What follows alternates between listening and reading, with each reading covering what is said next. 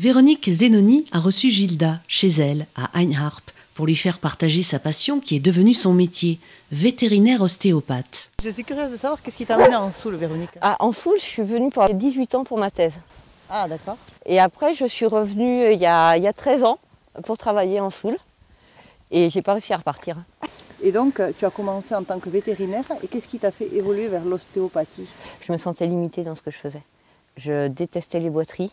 Je détestais le fait que sur un problème, on ait toujours la même réponse, alors que l'anti-inflammatoire, alors que pour moi, il y avait déjà autre chose. Il y a 20 ans, j'ai eu un accident de voiture. Les médecins me disaient que j'avais rien et c'est l'ostéopathie qui m'a attirée d'affaire. Et par contre, je ne m'attendais pas à découvrir autant de choses passionnantes. D'accord. Et donc, tu me parles surtout de boiterie. Donc, l'ostéopathie, t'as appris à soigner des boiteries de façon différente. Avec les mains.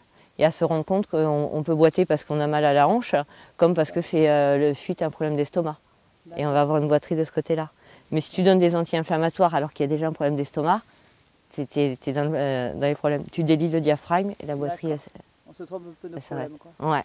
C'est-à-dire au lieu de faire taire un symptôme, on prend l'être dans sa globalité, avec ses problèmes physiques, ses problèmes émotionnels, et avec les mains, on délie les tensions. Et donc avec les mains, mais si j'ai bien compris, tu touches pas forcément comme on touche dans l'ostéopathie humaine. Ouais. Il me semble. Alors déjà, depuis 2009, je travaille en chantant aussi.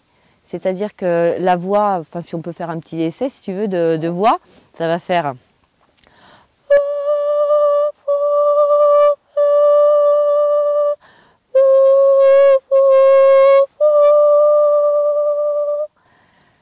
Voilà. On va travailler avec la voix et ça va détendre les tissus à l'intérieur. D'accord. Et après, je me suis retrouvée à soigner des animaux qui n'étaient pas touchables, comme par exemple des vaches de course landaise ou des vaches pas trop manipulées, des chevaux pas éduqués. Et j'ai commencé à développer le soin à distance, donc en visualisant les structures anatomiques. Et je me suis rendu compte que certains animaux qui sont touchables préfèrent pour certaines parts du soin qu'on travaille sans les toucher. D'accord, d'où la voix. D'où la voix, et puis vraiment se centrer sur l'autre et agir à distance. Voilà, et je voudrais que tu m'expliques qu'est-ce qui t'a poussé à vouloir transmettre tes connaissances, ton savoir et tout ça. Je trouve que aussi bien en véto qu'en agriculture, on est parti dans un système qui nous éloigne de l'autre, qui nous éloigne des animaux. Et je trouve que les éleveurs, ils sont les mieux à même de soigner leurs animaux, mais ils ont pris comme nous le réflexe de la piqûre, alors qu'il y a plein de choses à faire avec les mains. Et c'est leur redonner de la liberté, de l'autonomie dans leur rapport avec leurs animaux, qui retrouvent du plaisir aussi, parce que du coup, eux-mêmes, ils peuvent apporter du confort à leurs animaux. Moi, je vois des sourires dans les formations. Je vois des gens qui se font plaisir, qui osent dire qu'ils aiment leurs animaux. Et donc, comment tu procèdes lors de ces stages? Tu commences par... Alors, j'essaie d'abord de leur expliquer un petit peu comment ça fonctionne sur des bases d'anatomie, et qu'ils comprennent que quand on tire l'oreille, ça décale le bassin, que quand une brebis se décale le bassin, eh bien, tous les cycles hormonaux vont être perturbés, que s'il y a un problème alimentaire, ça peut aussi entraîner des boiteries. Donc qu'ils aient une image globale de leur animal, mais basée sur la connaissance de l'anatomie. D'accord, donc tu leur donnes une énorme autonomie, dans la mesure où ils sont capables maintenant de détecter plus ou moins... Ouais. Avant que l'animal soit malade, ils savent qu'il y a déjà un problème. Et si par exemple ici c'est bloqué, difficulté pour la reproduction et difficulté pour la production laitière aussi.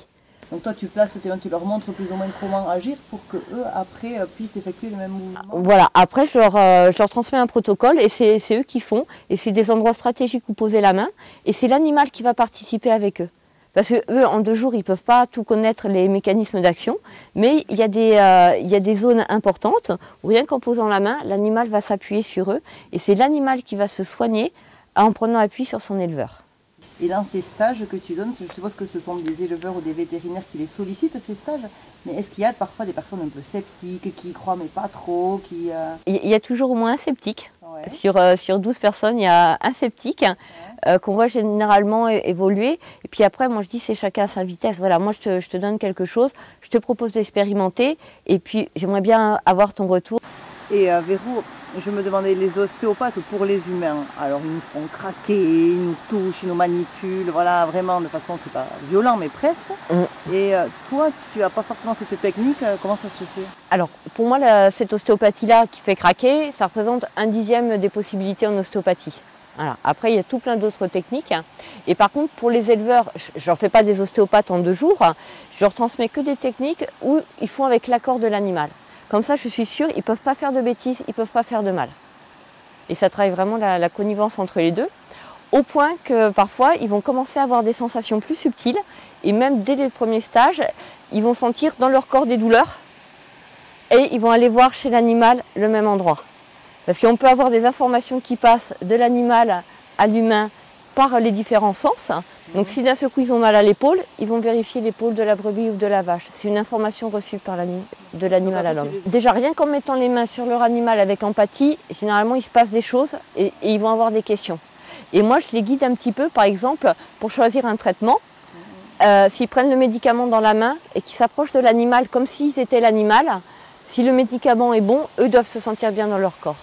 Donc quand on voit l'environnement où tu vis, hein, je comprends que tu sois un peu tombée amoureuse de la Soule, mais il y a peut-être d'autres éléments qui font que tu es restée ici. Ouais, il y a vraiment une qualité de vie en Soule, des rapports humains, enfin, ça bouge la Soule. C'est pas possible de passer un week-end sans faire quelque chose, sans voir du monde.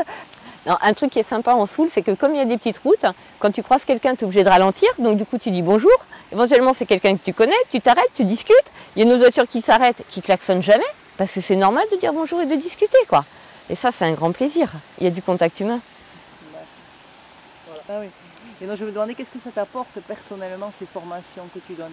Alors déjà, c'est un grand moment de partage, parce que si j'enseigne, je reçois aussi. Et c'est tout au long de la journée, hein, parce qu'on déjeune ensemble, ça tchatche. Les questions que me posent les éleveurs, moi, parfois, je n'y ai pas pensé. Donc ça me fait décortiquer ma pratique de façon à comprendre autrement. Et puis il y a toujours quelqu'un qui a vécu un truc, qui va l'apporter aux autres. Et puis je trouve beau aussi des éleveurs qui se rencontrent et qui peuvent échanger. C'est le partage, moi, qui m'anime. Moi j'ai le rêve de me réveiller un matin et de pouvoir comprendre et parler toutes les langues. Toutes les langues? Toutes les langues, mais le basque aussi. D'accord. Bon, mais écoute, Arte alors, Véronique. La chère Arte et Talmieshka Jida. Sorry.